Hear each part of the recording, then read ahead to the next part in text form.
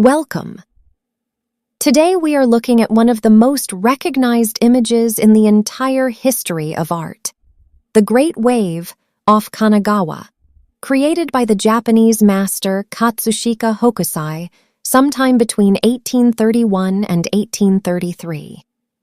You have almost certainly seen this image before, on a poster, a phone case, a t-shirt, a tattoo. It has become a symbol of nature's raw power, of Japan's visual identity, and of art itself.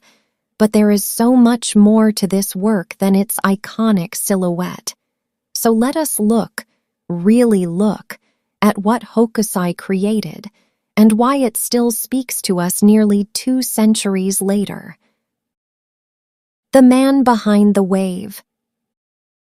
Katsushika Hokusai was born in 1760 in Edo, the city we now call Tokyo. He showed a passion for drawing from a very young age, and by his teens he was already apprenticed to a woodblock carver. He later studied under a celebrated master of the ukiyo-e tradition, the school of Japanese woodblock printing that depicted the floating, transient pleasures of the everyday world. Beautiful women, kabuki actors, city streets, and landscapes. But Hokusai was restless. He changed artistic mentors, changed his name. Actually, he changed his name more than 30 times throughout his life, reinventing himself with almost theatrical frequency. He spent decades pushing his craft, experimenting relentlessly and suffering periods of poverty that would have broken a lesser spirit. By his own account, Hokusai felt that nothing he had produced before the age of 70 was truly significant.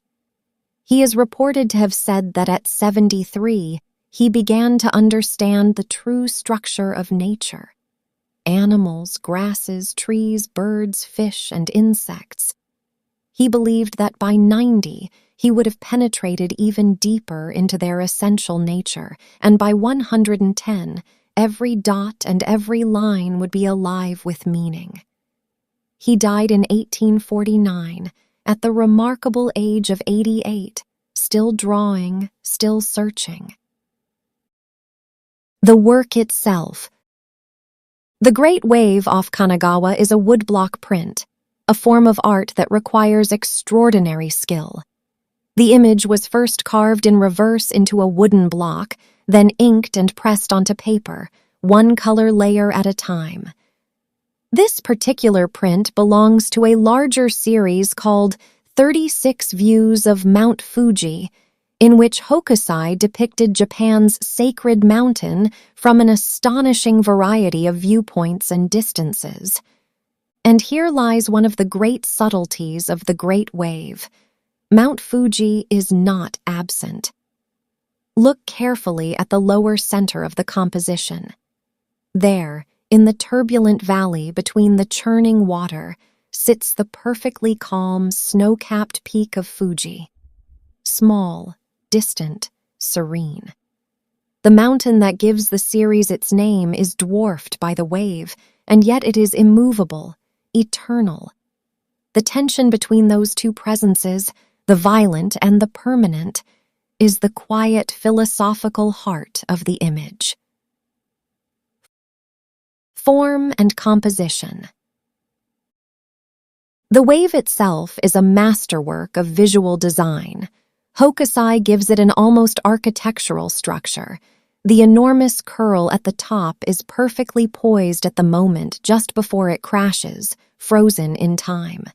The claw-like foam fingers reaching down from the crest have become one of the most imitated visual motifs in art history.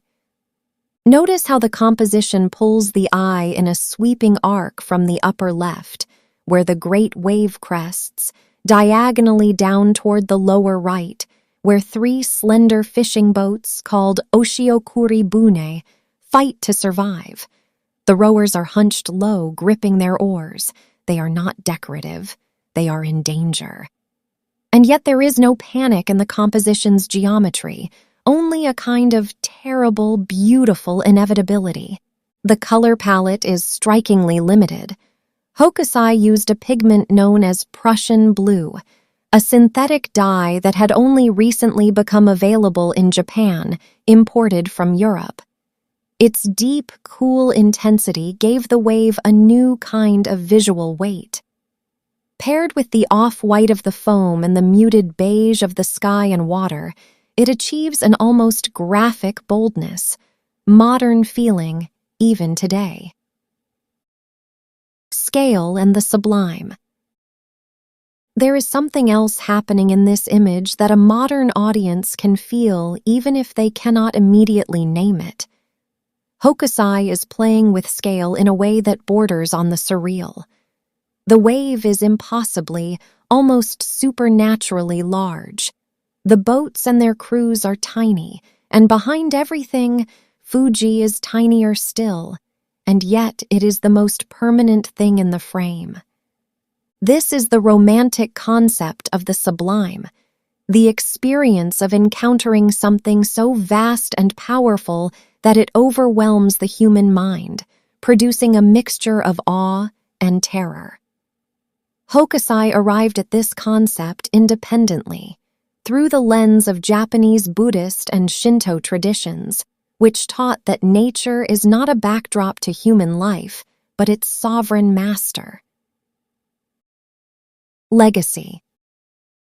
The Great Wave went on to influence European artists profoundly, particularly the Impressionists and Post-Impressionists. Claude Monet owned a copy, and Vincent van Gogh was an ardent admirer of Hokusai's work. The image crossed cultures, crossed centuries, and entered the permanent vocabulary of human visual imagination.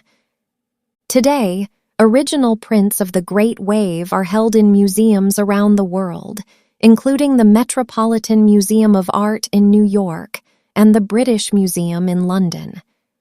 But you do not need to visit a museum to feel its power. Every time you see this image, wherever it appears, you are witnessing the same thing Hokusai saw when he was an old man, still drawing, still searching for truth in a line.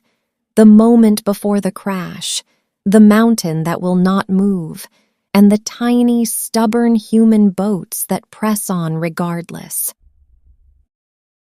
Thank you for watching.